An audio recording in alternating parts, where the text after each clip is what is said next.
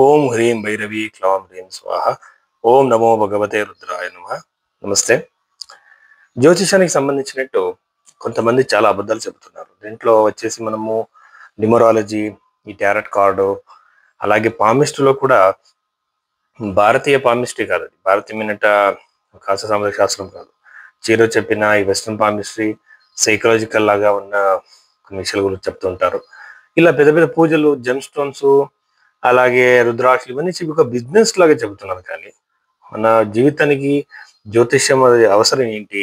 జ్యోతిష్యానికి సంబంధించిన విషయాలు ఎందుకున్నాయి? ఇప్పుడు జ్యోతిష్యం అనేది ఆధ్యాత్మికంగా మనం ఏ ఒక్క స్థితిలో ఉన్నాము అంటే, ప్రతి ఒక్క మనిషిది ఒక పరమోచ్చమైనట్టు ఒక గురి వచ్చేసి, ఒక ఉద్దేశం వచ్చేసి ముక్తి పొందడం.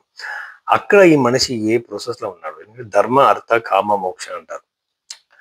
అంటే ఈ స్థానంలో గ్రహాలు ఎక్కడ కాన్సన్ట్రేట్ అవుతాయో వాళ్ళ మనస్తత్వం అక్కడే ఉంటుంది. కాబట్టి మనం మళ్ళీ స్పిరిచువల్ పాత్కి వెళ్ళాలి. అక్కడ ఎక్కడ ఉన్నామని తెలుసుకోవాలి. అదే ముఖ్యమైన అనమాట ఈ జ్యోతిష శాస్త్రం. అలాగే ఒక ఒక సివిలైజ్డ్ సొసైటీ కోసం ఒక మనిషికి మనం గైడ్ చేయాలి. అలాగే కర్మ సిద్ధాంతాన్ని ఒప్పుకునేలాగా మనం చేయాలి. కర్మ సిద్ధాంతం అంటే దాంట్లో సంచిత, ప్రారబ్ధ, క్రియామాన కర్మం అని ఉంటుంది. ఈ కర్మంలో, క్రియామాన కర్మంలో మనం కొన్ని చేంజెస్ చేసుకోవడం వల్ల మన లైఫ్ లో కొన్ని మార్పులు తీసుకొని రావచ్చు. అంటే జ్యోతిషం వల్ల మీకు ఏం ప్రయోజనం అంటే, ఒకటి రెమెడీస్ అవాయిడ్ చేయొచ్చు, ఆ సిచ్యువేషన్ నుంచి మనం తప్పించుకోవచ్చు. అలాగే ఆ సిచ్యువేషన్ మనకి మనకి కంట్రోల్ లేకపోతే దాన్ని అక్సెప్ట్ చేసుకోవచ్చు. ఇలాంటి మల్టిపుల్ బెనిఫిట్స్ ఉన్నాయి. కానీ జ్యోతిషం ఇలా అర్థం చేసుకోవాలి. కానీ ఒక పూజ చేయిస్తే ఆ ప్రాబ్లం సాల్వ్ అవుతుంది, ఈ పూజ చేయిస్తే మీరు కోటేశ్వరులు అవుతారు అని చెప్పడము, ఇలాంటివి చేస్తే ఈ ప్రాబ్లం సాల్వ్ అవుతుంది, ఇది అబద్ధాలు అనమాట. బృహత్ పరాశర శాస్త్రంలో ఉన్న రెమెడీస్ మాత్రమే మనం ఒప్పుకోవాలి. సింహరాశికి సంబంధించినట్టు చాలా ముఖ్యంగా అక్టోబర్ నెలలో జరిగిపోయే విషయాల గురించి మాట్లాడితే, సింహరాశి అంటే ఒక రాయల్ సైన్ అంట. సింహరాశిలో కేతు ఉండడము, రాహు దృష్టి పడడం వచ్చేసి ఆరోగ్యానికి అంత మంచిది కాదు.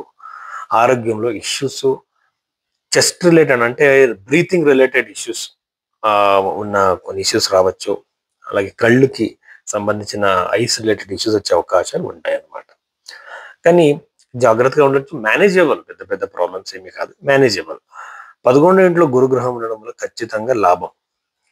మీరు ఇన్వెస్ట్మెంట్లు చేస్తే, రియల్ ఎస్టేట్ కావచ్చు, బిజినెస్లు కావచ్చు, ఏదైనా ఇన్వెస్ట్మెంట్ చేస్తే ఖచ్చితంగా డబ్బు వచ్చే అవకాశం ఉంటుంది.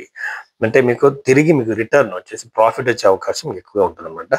అలాగే ఈ రాశిలో పుట్టిన వాళ్ళకి యోగం కూడా ఉంది. అంటే ఇల్లు కట్టే యోగము, ఇల్లుకి సంబంధించి మీరు ఏదైనా ప్రయత్నం చేస్తుంటే, బ్యాంక్ లోను ఇలాంటివన్నీ మీరు వెతుకుతూ ఉంటే ఖచ్చితంగా మీకు హెల్ప్ అయ్యే అవకాశాలు ఈ ఒక సింహరాశి వాళ్ళకి ఉంది. కానీ 3వ ఇంట్లో కుజుడు ఉండడం వల్ల అనవసరమైన ట్రావెల్స్, అనవసరమైన ఇవి యూజ్లెస్ అయినట్టు, ఒక అన్నెసెసరీ అయినట్ట మీరు ట్రావెల్ చేసి డబ్బు పోగొట్టుకునే అవకాశాలు ఉంటాయి. కానీ అష్టమ భావంలో శని ఉండడం వల్ల ఇది కూడా మ్యారిటల్ లైఫ్ అంత మంచిది కాదు. అంటే అనవసరమైన గొడవలు, టెన్షన్స్, రిలేషన్షిప్ లో ప్రాబ్లమ్స్ వచ్చేట అవకాశాలు ఉంటాయి అన్నమాట. కానీ ఇన్వెస్ట్మెంట్ చేసే వాళ్ళకి చాలా మంచిది, స్టూడెంట్స్కి చాలా మంచిది, కాంపిటేటివ్ ఎగ్జామ్స్ రాస్తున్న వాళ్ళకి, ఈ రాశిలో పుట్టిన వాళ్ళకి చాలా లక్కీగా ఉంటుంది. అలాగే ఇంటర్వ్యూ ఇచ్చిన వాళ్ళకి, విదేశానికి ఎవరైనా వెళ్ళడానికి ట్రై చేస్తున్న వాళ్ళకి, విదేశం నుంచి ఏదైనా డాక్యుమెంట్ రావాలనుకుంటే, వీసా రావాలనుకుంటే వాళ్ళకి కూడా ఇది చాలా చాలా ఇంపార్టెంట్ అయినట్టు మంచి ఒక టైం పీరియడ్ సింహరాశి వాళ్ళకి అని చెప్పచ్చు.